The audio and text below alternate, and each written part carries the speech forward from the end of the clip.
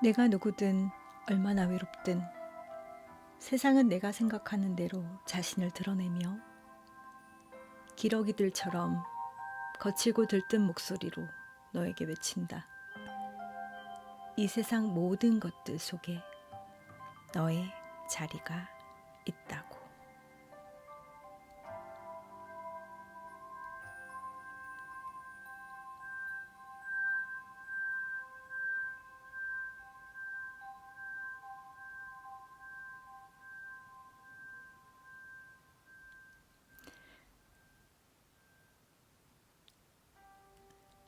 안녕하세요.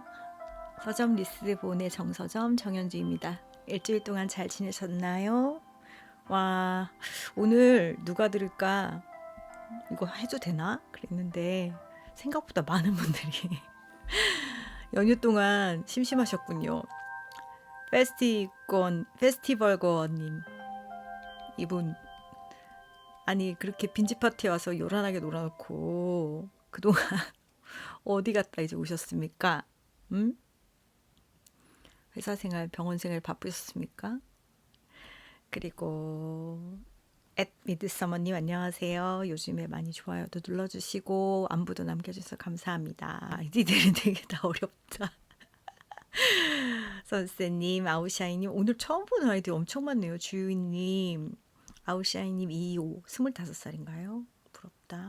응? 체력이 부러워요. 다른 거는 저는 20대로 돌아가고 싶은 마음은 절대 없는데 체력이 부럽습니다. 그다음에 엔드본봄님 안녕하셨어요. 그다음 대리니님 안녕하십니까? 리아 리켄님 안녕하세요.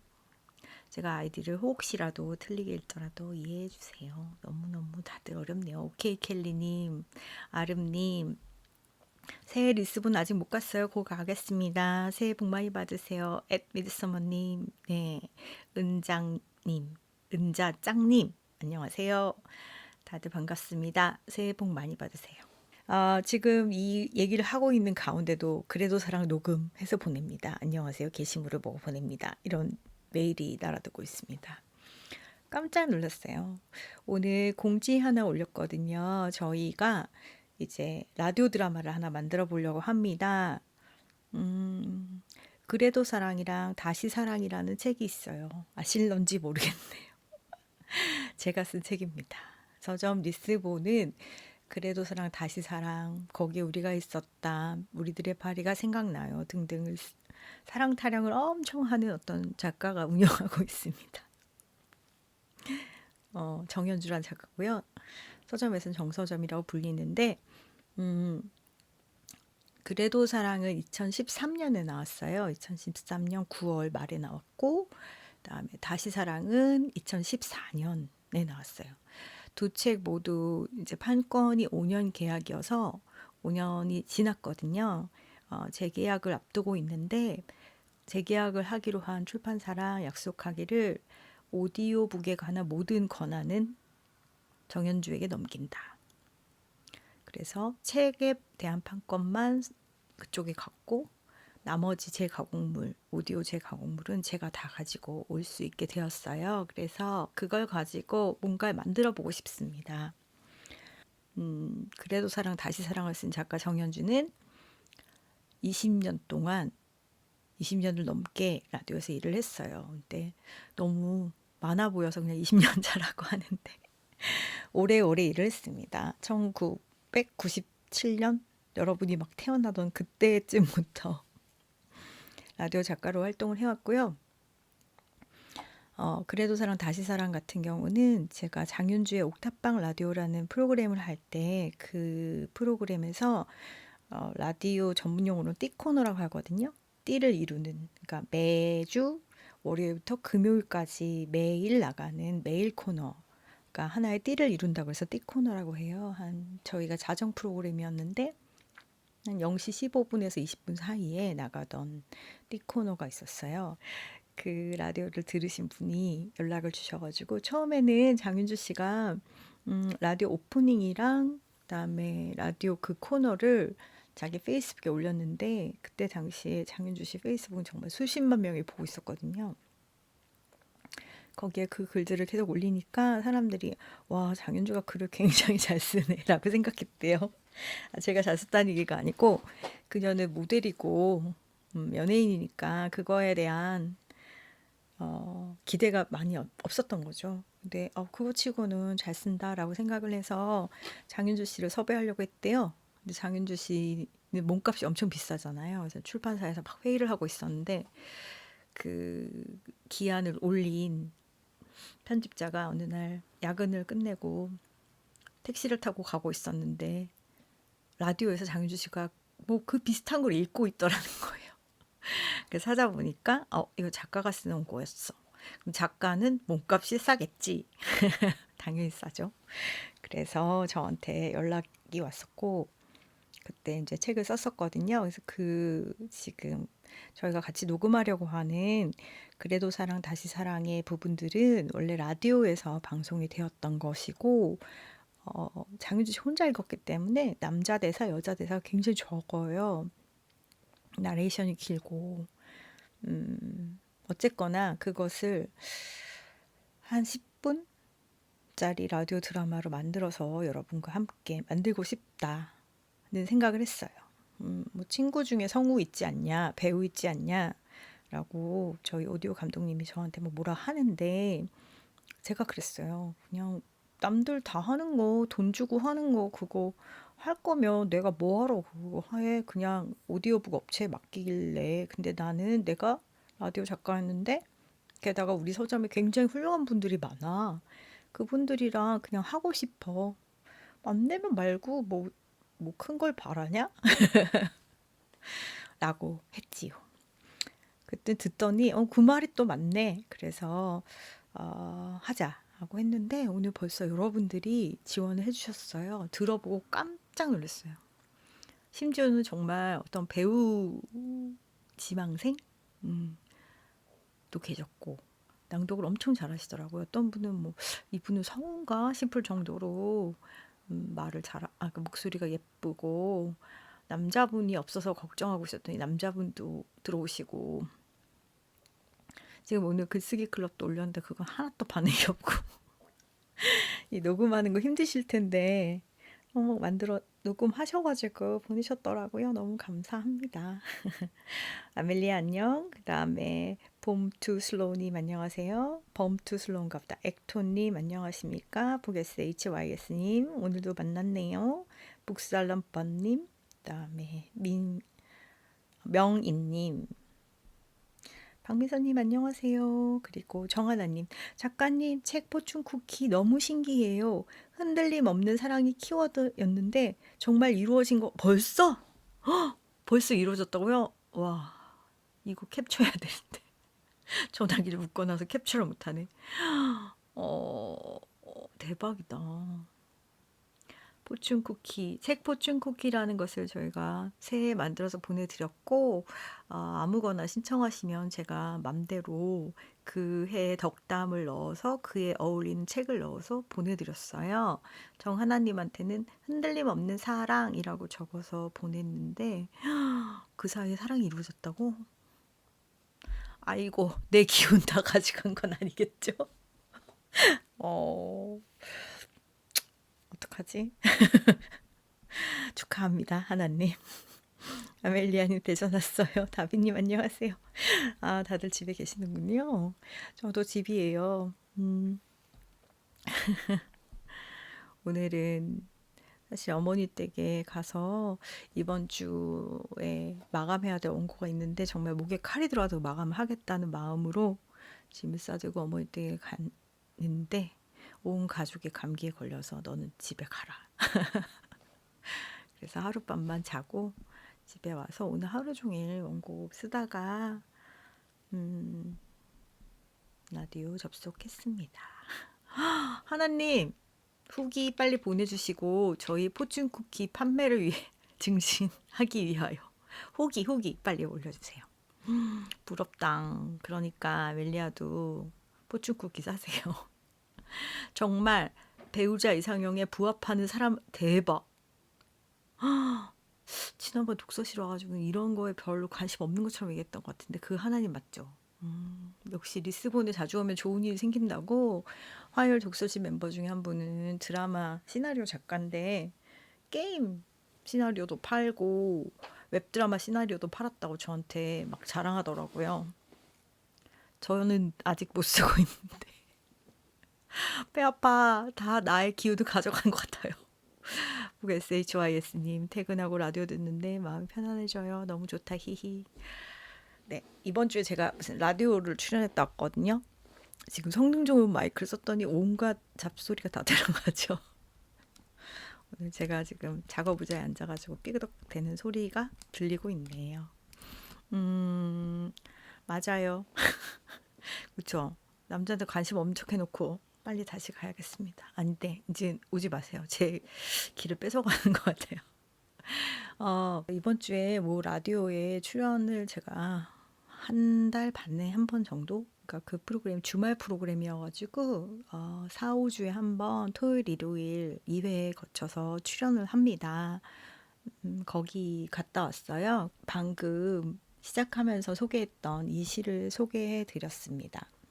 내가 누구든 얼마나 외롭든 세상은 내가 상상하는 대로 자신을 드러내며 기러기들처럼 거칠고 들뜬 목소리로 너에게 외친다.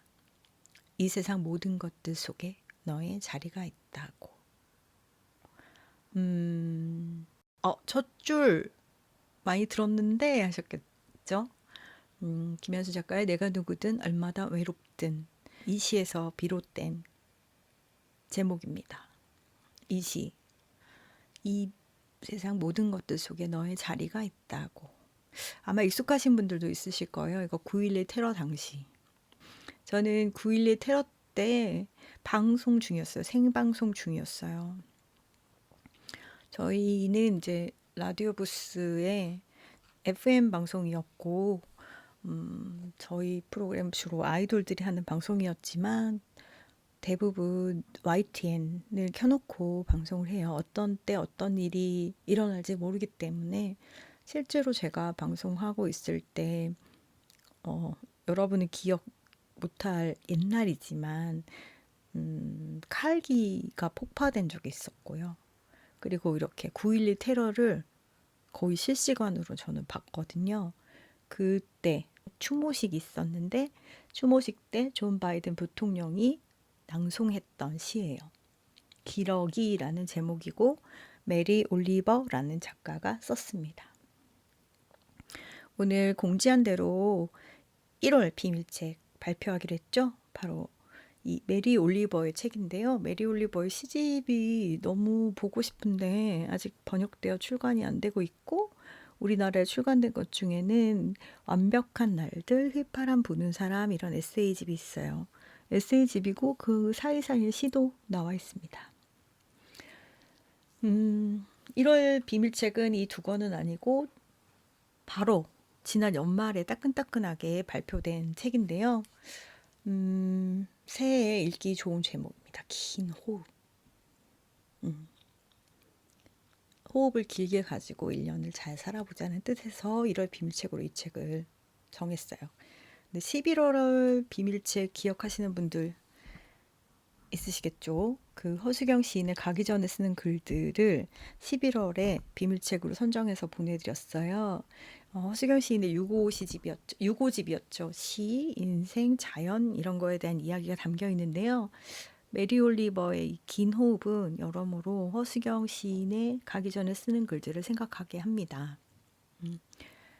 부제는 시를 사랑하고 시를 짓기 위하여라고 되어 있어요. 시에 대한 생각이 많이 담겨 있고 그런 한편 자연에 대한 생각이 많이 담겨 있습니다. 엄청 그동안 많이 소개해드려가지고 익숙한 구절들도 나올 텐데요. 일단 이 책을 한 줄로 줄인다면 이 문장이 되지 않을까 싶습니다. 나는 풀잎 한 줄기의 지배자도 되지 않을 것이며 그 자매가 될 것이다. 지배하지 않겠다. 자매가 되겠다. 자연에 대해서 하는 심지어 풀잎 한 줄기에 대해서도 그렇게 하겠다는 말이 너무 아름답죠. 제가 중간중간에 이 책을 소개하는 오디오물들을 만들어서 올렸는데 인스타그램에는 올리면 오디오물을 끝까지 듣는 경우는 잘 없죠. 저 자신도 광고 나오면 빨리빨리 넘겨버리고 하니까 아마 못 들으신 분이 많을 것 같은데 소로의 영향을 많이 받았다고 해요. 그래서 자연을 굉장히 아끼고 습지 관찰자라는 별명으로 불리기도 했고요. 이 사람에 대해서 많은 평가가 있지만 저는 그녀는 자연의 한 조각으로 살았다. 이 표현이 정말 좋았어요. 그리고 중간에 제가 한번 오디오물 만들어서 올렸는데 빙하 이야기도 나오는데요. 빙하를 비롯해서 습 얘기, 갈대밭 얘기, 호수 얘기, 달빛 아래 서 있는 여우 이야기, 모래바람 부는 언덕 얘기, 이런 이야기들이 나와서 읽고 있으면은 정말 자연 속에 있는 기분이 들어서 너무 좋아요. 오늘 2월 비밀책 막 머리를 쥐어짜면서 뭘 할까 막 했거든요. 그래서 모르겠어요. 제가 지금 마음이 그래서 그런지 자꾸 자연에 대한 책이 끌리고 특히 초록에 대한 책들이 되게 끌려서 너무 제 취향대로 고르는 건가 싶기도 하지만 후보에 그런 책들을 올려놓았습니다. 우리가 지금 뭐 전염병 돌고 또 여러 가지 뭐 미세먼지 때문에 너무너무 고생하고 그러다 보니까 아무래도 자연 그대로의 자연에 대한 생각을 많이 하게 되는 것 같아요. 그 메리 올리버에 대해서 더 궁금한 분은 제가 중간중간 만들어서 올렸던 것들을 좀 들어보시면 도움이 될 것 같고 14살 때부터 시를 썼다고 했고요. 그때 그 시절에 학교 가다 말고 학교 안 가고 중간에 새서 숲으로 들어가서 놀았다고 해요. 근데 그 가방 안에는 항상 월트 휘트먼의 시집이 들어있었다고 하고요. 그리고 고독, 내면의 독백 이런 것들하고 친하기 때문에 에밀리 디킨슨과 비교되기도 합니다. 영화 패터슨 보셨어요? 패터슨에 보면 에밀리 디킨슨을 좋아하는 한 소녀의 모습이 나오는데 약간 메리 올리버가 어렸을 때 그런 모습이 아니었을까? 라는 생각이 들었어요. 우리가 시 읽는 마음을 잊고 살잖아요. 바쁘니까. 근데 중간중간 이렇게 맨날 읽지는 못하더라도 머리맡에 책 한 권 두고 이렇게 슬슬 펼쳐볼 때 참 좋잖아요. 작년에 보내드렸던 1월 비밀책이 아침의 피아노였는데 아침에 피아노를 그렇게 머리맡에 두고 매일 펴본다는 분도 있었고 또 키키키링이라는 책도 중간에 보냈는데 그 책을 놓고 또 펼쳐본다는 분들도 있었어요. 아침에 펼쳐보면은 그날 이런 날을 보내야지, 이런 마음으로 보내야지, 더 사랑해야지, 시간을 소중히 해야지, 쿨하게 살아야지, 잘 놀아야지. 전 키키키린 책에서 좋았던 게 인생의 이유 중에 하나가 잘 놀아야 된다는 거였어요. 그 말이 너무 좋더라고요. 놀려고 태어났다는 것을 잊지 않을 겁니다. 이런 말들이 참 쿨한 할머니예요. 가끔 이제 그녀의 연기를 더 이상 볼 수 없구나 생각 좀 허전한데 그 책을 가끔 열어보면 참 좋아서 그렇습니다. 메리 올리버의 책도 마찬가지로 자기 전에 이렇게 침대 옆에 두고 아무데나 펼쳐봐도 되게 좋아요. 아주레님 뿅뿅 그랬는데 왜 깜깜해 이건가요? 라디오니까요. 라디오는 안 보이는 게 좋은 것 같아요. 여러 페이지를 한번 읽어드릴까 합니다. 제가 나가는 라디오 프로그램이 여러분 KBS 일라디오라고 아세요? 주파수도 모르겠네. 95.3인가? 모르겠어요. 근데 97.1인가? 우리나라의 오피니언 리더라고 하시는 분들이 듣는 프로그램 채널입니다. 주로 정치 얘기 많이 하고 그다음에 문화 얘기하고 그래요. 근데 주말에는 이제 문화 얘기하는 코너들이 있는데 거기에 나갔는데 제가 이번 주에는 테드 창의 숨하고 그다음에 육체 기노업을 소개했는데 김태훈 씨는 기노업은 별로 안 끌려하는 것 같았어요. 이 책이 좋아하는 분들은 메리 올리브를 무척 좋아하는데 또 한편으로는 번역이 좀 어렵게 된 것인지 아니면 원문이 그런지 몰라서 저도 원서를 구해서 읽어보려고 해요. 뭔가 아름다운데 한국어로 풀어서 말하기에는 조금 어색한 부분들이 있는데 근데 또 원래 이렇게 썼기 때문에 이렇게 한 게 아닐까라는 생각이 드는 문장들도 많이 있거든요. 일단 페이지를 열면 내 삶은 나의 것이다. 내가 만들었다. 그걸 가지고 내가 원하는 걸 할 수 있다. 내 삶을 사는 것, 그리고 언젠가 비통한 마음 없이 그걸 야생의 잡초 우거진 모래 언덕에 돌려주는 것. 멋있죠? 내 삶은 나의 것이다. 내가 만들었다. 그걸 가지고 내가 원하는 걸 할 수 있다. 이 기노업 같은 경우는 그녀가 썼던 다른 에세이들보다 더 먼저 나왔다고 하거든요. 완벽한 날도 휘파람 부는 사람보다 먼저 나왔다고 하는데도 이런 마음은 어느 정도 살아봐야 느낄 수 있는 것들인데 내가 원하는 걸 할 수 있다. 내 삶은 나의 것이다. 내가 만들었다. 그걸 가지고 내가 원하는 걸 할 수 있다. 저는 어렸을 때는 이런 생각을 못 했는데 한 40대 막 들어설 때쯤부터 조금씩 알겠는 거예요. 20대에 많이 헤매고 30대에 무척 열심히 놀았는데 40이 되니까 그동안 내가 했던 것들로 이제 뭘 좀 해볼 수 있겠다라는 생각이 들었어요. 그래도 사랑이란 책이 제가 40 넘어서 나이 얘기 너무 많이 나왔어요. 40대 초반에 나왔는데 42살에 엄청 아팠어요. 그래서 이제 죽음의 고비를 흔히 말하는 그런 걸 넘기고 43살이 됐을 때 책이 나왔을 때 생각보다 너무 잘 팔리는 거예요. 그래서 20만 부를 한꺼번에 쭉 팔았어요. 2년에 걸쳐서 계속 쭉 팔렸어요.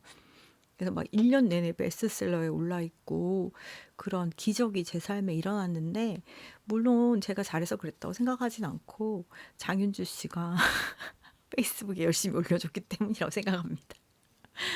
장윤주 씨, 최강희 씨가 많이 도와줬고 고아라 씨 이런 사람들 잘 모르는 사람인데 트위터에 올려주고 그래가지고 어쨌든 되게 행운을 잡게 됐고 그때 무슨 생각이 들었냐면 삶이 끝나는 줄 알았는데 1년이 지났는데 완전히 다른 인생이 펼쳐지는 거예요. 그래서 이게 무슨 행운이지? 라는 생각을 하다가 만약 내가 지난 동안 한 15년 넘게 매일매일 라디오에서 글을 쓰지 않았다면 나한테는 이런 행운이 오지 않았겠지? 그리고 또 한때는 라디오 DJ가 너무 괴롭히는 분이 있었어요. 그분 덕분에 인생을 참 많이 배웠는데 한 3개월 정도 엄청 괴롭히다가 청취율 1등 했더니 갑자기 저를 사랑하게 됐어요. 그런 분이 계셨는데 그때 강변북로를 달려서 집에 가요. 밤 12시쯤에. 밤 프로그램이었거든요. 그러면 진짜 100일 동안 맨날 죽고 싶었어요. 그래서 어떤 날은 핸들을 확 꺾어서 강물에 뛰어들고 싶은 날이 정말로 있었어요. 근데 뭐 내가 사랑하는 사람들이 기다리고 있고 안 자고 나를 기다리고 있고 그런데 이겨야지 이런 생각을 했고 얼마 전에 방시혁 씨가 그런 얘기 한 적 있잖아요. 나를 키운 것은 분노다. 제가 두고 봐. 내가 꼭 1등을 해서 너의 코를 납작하게 해주겠어. 그러면서 참았었거든요. 그런 시간은 다 거치고 났기 때문에 이제 내가 어느 정도 내 삶을 나 스스로가 원하는 어느 정도에는 올려놓을 수 있겠구나라는 자신감이 오히려 바닥을 치고 나서 오더라고요. 그러니까 지금 삶을 만드는 과정인 분들, 지금은 좀 어렵고 괴로운 날이 있을 수도 있겠지만 그걸 가지고 언젠가는 원하는 걸 할 수 있다라는 걸 알게 되면 좋겠어요. 제가 요즘에 유튜브 공부 열심히 하고 있거든요. 저희 유튜브 만드는 것들 있잖아요. 이왕 만드는 거 많은 사람들한테 재밌고 도움이 되는 걸 만들 수 없을까? 그래서 좀 성공한 유튜버들을 이렇게 보다가 무슨 생각을 했냐면, 그동안은 금수저의 세상처럼 몇 년 동안 흘러갔잖아요. 근데 요즘은 그렇지 않은 것 같아요. 요즘은 자기의 삶을 스스로 만들어 온 사람들이 오히려 더 인기를 끄는 것 같고, 그들이 자신이 고생했던 이야기를 하면서 말년에 잘된 방망래 할머니 이런 사람들. 그리고 요즘에 저희 포르투 옆 건물이 김미경 씨 건물이야. 강사 김미경 씨. 근데 김미경 씨 얘기를 여러 사람들이 저한테 하길래 보면서, 그분도 올해 60이 됐다고 하는 것 같은데 젊은 시절에 고생했던 얘기를 하면서 이렇게 얘기해 주니까 납득이 가는 거예요. 지금 하는 이야기가. 그래서 그동안 어떤 일들을 겪었더라도 그것은 삶을 만들어가는 과정이니까, 그리고 그 만들어 온 것들을 가지고 원하는 걸 할 수 있으니까 내 삶을 사는 것. 그리고 언젠가 비통한 마음 없이 그걸 야생의 잡초 우거진 모래 언덕에 돌려주는 것. 이번에 이제 명절이잖아요. 부모님 만나고 오셨어요? 부모님 만나면서 어떠셨어요?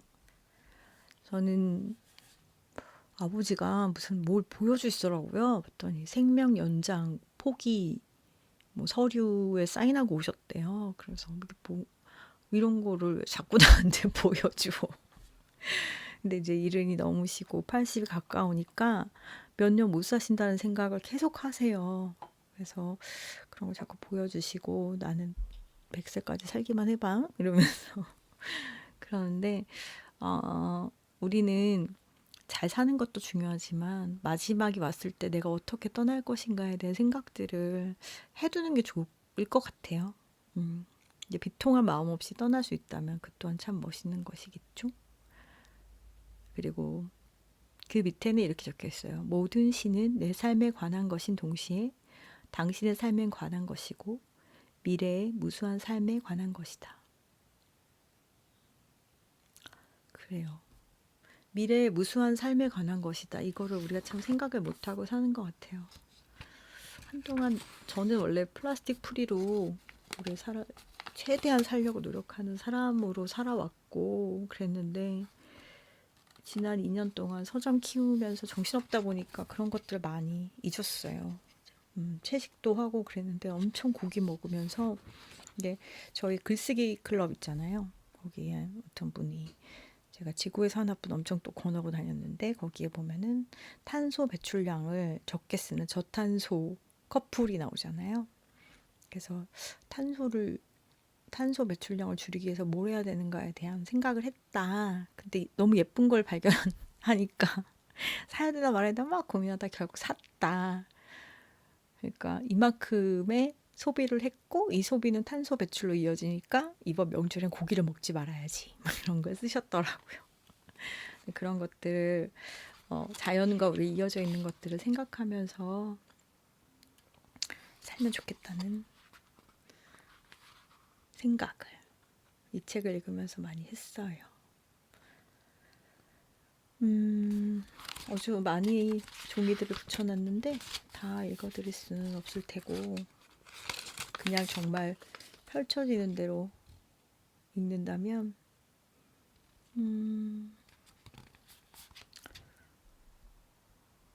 나는 생태학자처럼 생각한다. 하지만 학교 교사와 기업가뿐 아니라 코끼리와 밀까지 포함하는 대가족의 일원으로서 느낀다.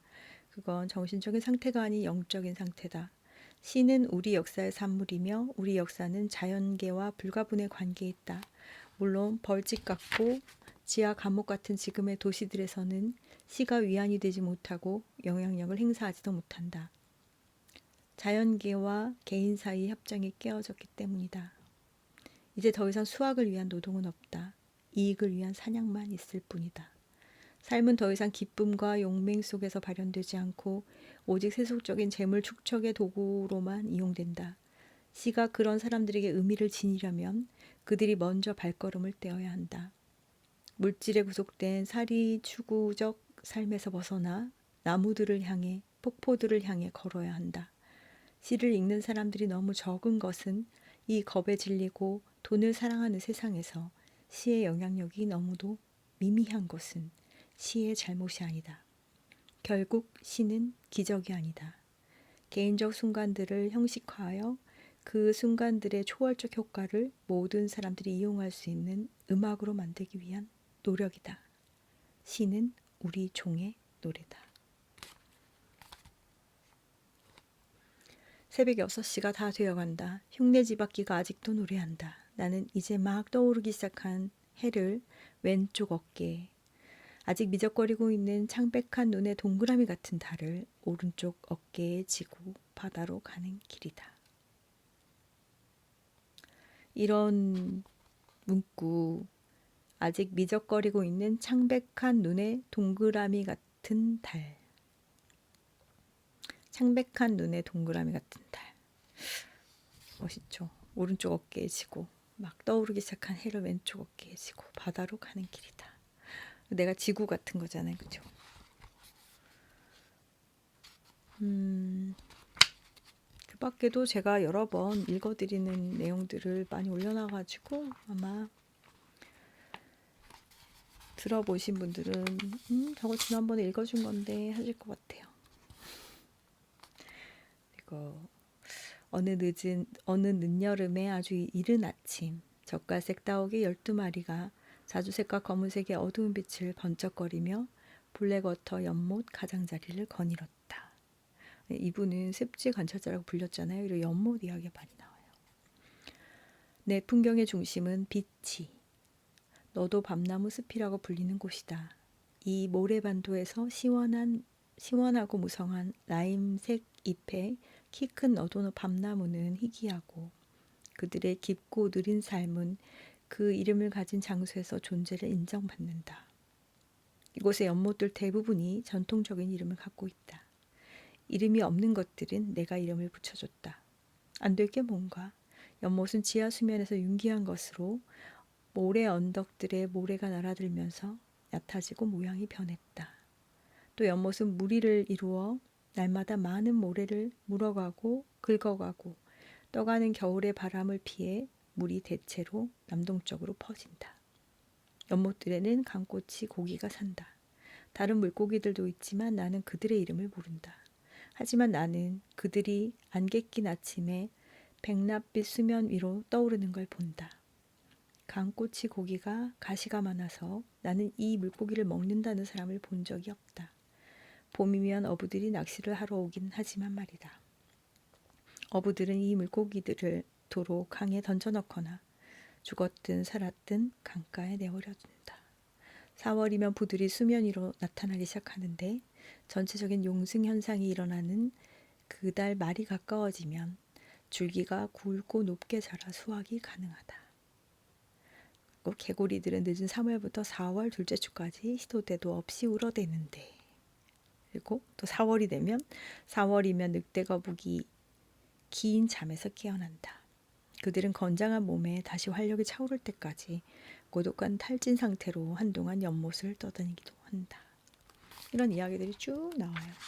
자연의 모습들을 우리가 잊고 있는 청둥오리, 검은오리, 목도리, 댕기, 흰죽지, 큰머리, 흰뺨오리, 물닭, 얼룩, 부리, 눈병아리 막 이런 얘기들이 나오고 5월에는 이건 목숨을 걸어도 될 만큼 확실한 일인데 아비새가 이른 아침에 울면서 숲과 연못 그리고 마을위로 날아갈 것이다.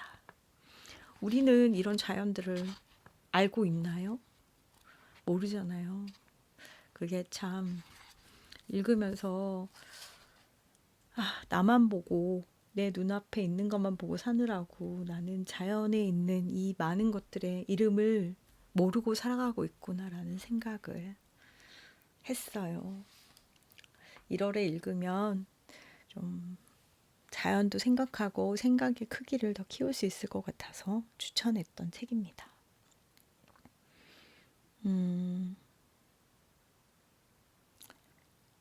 별 보러 가고 싶다, 그쵸? 근데 왜 다 쪼갈쪼갈 하다 갑자기 다 멈췄어요? 네, 그래요. 어느 날 자연으로 돌아가는 날이 올 테고 그런 날에 우리는 어떤 모습일까? 무엇을 이 세상에 남기고 가야 할까? 그런 생각들을 많이 하게 돼요, 요즘 이상하게. 1살 더 먹어서 철드나 봐요.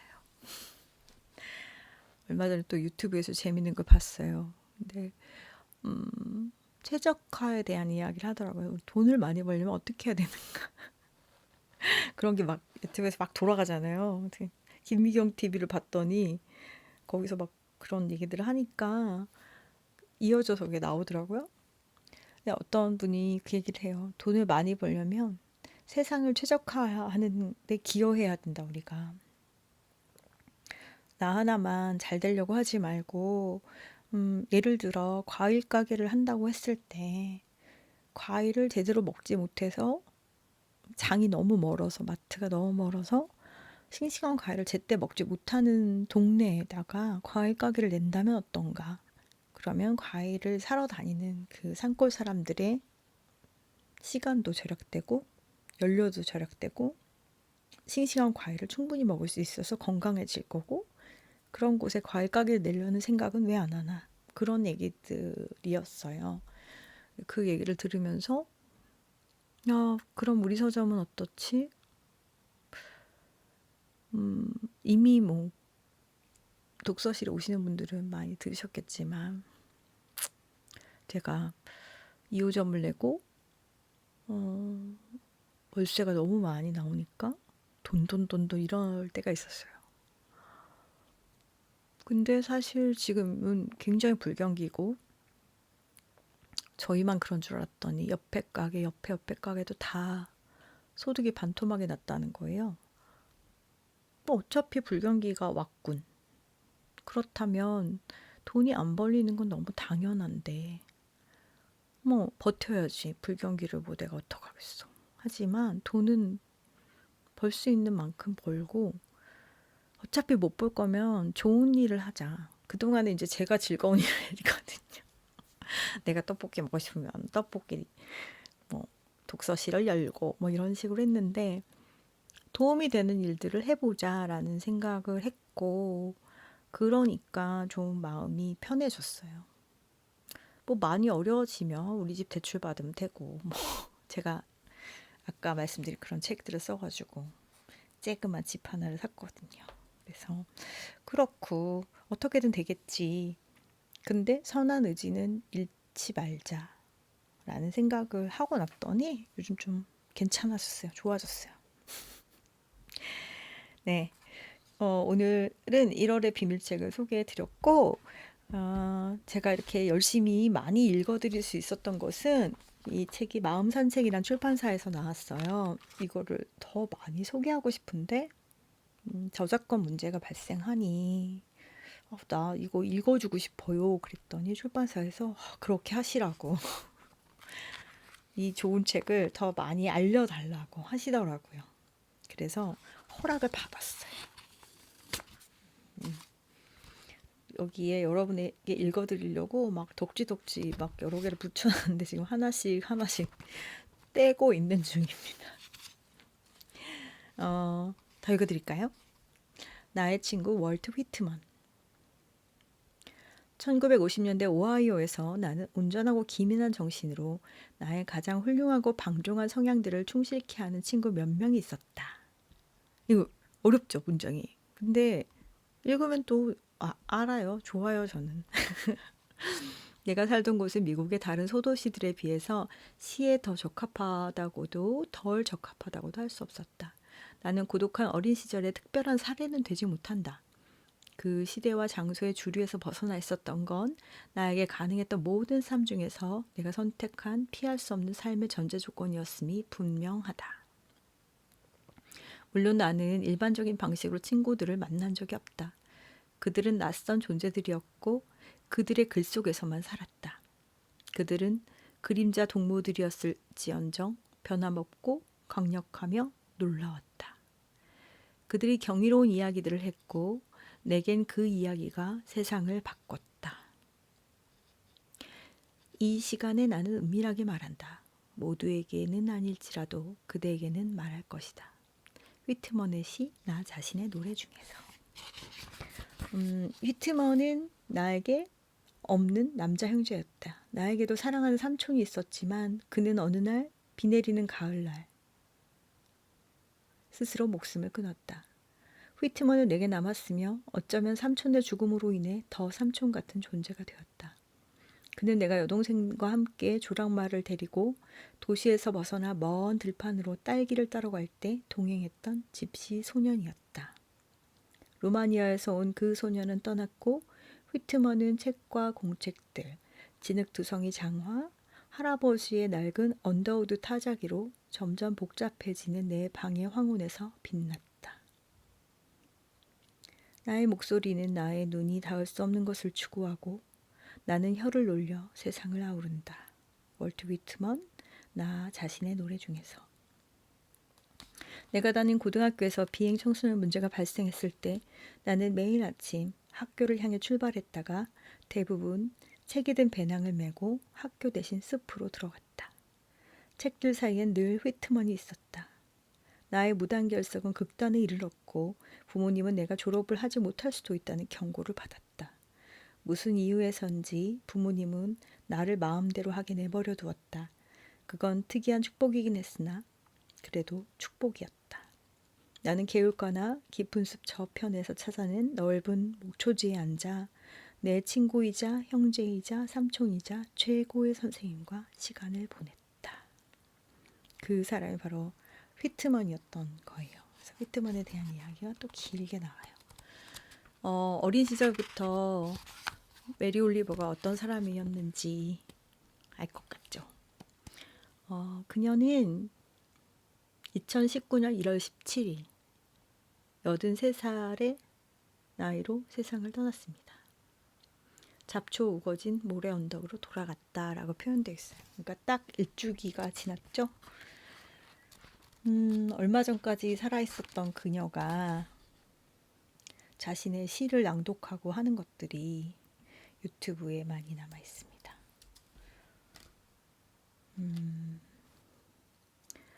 메리 올리버가 읽는 아까 우리가 들었죠? 기러기 한번 들어보실래요?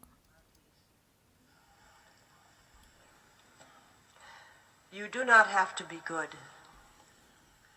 You do not have to walk on your knees for 100 miles through the desert repenting. You only have to let the soft animal of your body love what it loves. Tell me about despair, yours, and I will tell you mine. Meanwhile, the world goes on. Meanwhile, the sun and the clear pebbles of the rain are moving across the landscapes, over the prairies and the deep trees, the mountains and the rivers. Meanwhile, the wild geese high in the clean blue air are heading home again. Whoever you are, no matter how lonely, the world offers itself to your imagination, calls to you like the wild geese, harsh and exciting, over and over announcing your place in the family of things.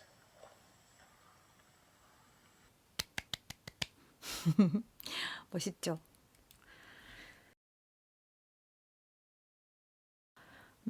우리가 정말 사랑했던 우리 한국의 시인들은 아직 이런 게 많이 남아있지 않잖아요. 이제 많이 남겨서 돌아가신 뒤에도 우리가 그분들의 목소리 그리고 그들이 읽어주는 작품을 많이 들을 수 있으면 좋겠어요. 네, 1월의 비밀책이었고 그리고 이번 주에 제가 읽은 책도 소개해드릴게요. 배움의 발견, 나의 특별한 가족, 교육 그리고 자유의 이야기라고 되어 있는 책인데 이 책은 저는 처음에 소설책인 줄 알았거든요.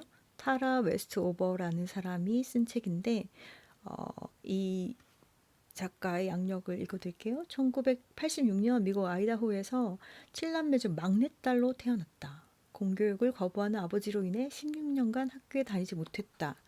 기초 교육 과정을 모두 건너뛴 채로 대입 자격 시험을 치렀고 17세에 대학에 합격하면서 기적과 같은 배움의 여정을 시작했다. 그리고 공부를 굉장히 잘했어요. 그래서 캠브리지 대학에 갔고 하버드에 갔어요. 그리고 역사학 박사가 됐고 그리고 2019년 타임이 선정한 세계에서 가장 영향력 있는 인물 100인 중에 한 명으로 뽑혔습니다. 이 책은 되게 흥미진진해요. 몰몬교도의 이야기예요. 몰몬교의 집안에서 태어난 이 딸이 아버지가 모든 공교육을 거부하고 그리고 뭔가 우리들만으로서 자급자족할 수 있는 체계를 갖추기 위해서 가족들을 막 다 그렇게 구성을 해가는 내용이거든요. 굉장히 흥미진진하게 읽었고 그리고 이 책은 보여드려야 되는데 너무 귀여운 책을 잘 읽어냈어요. 설을 맞아서 저희 조카한테 선물하려고 이 책이 이렇게 랩핑이 되어 있는 책인데 뜯었거든요. 읽어보고 이제 조카 주려고. 근데 이거는 조카보다는 막 태어난 아기 아니면 아기를 뱃속에 갖고 있는 엄마가 읽어보면 좋을 책이에요. 사랑의 아니오 군인데요. 작가는 노인경 작가예요. 이분은 이탈리아로 공부하러 갔다가 거기서 그림책 많이 냈고 쓰고 그리고 하는 분이고 이탈리아에서 꽤 인정받는 상도 받고 그랬어요. 근데 이분이 이탈리아에서 남자를 만나서 결혼을 했고 그리고 이제 아이를 낳았는데 이 아이가 툭하면 아니요 아니요해서 아니요군이에요.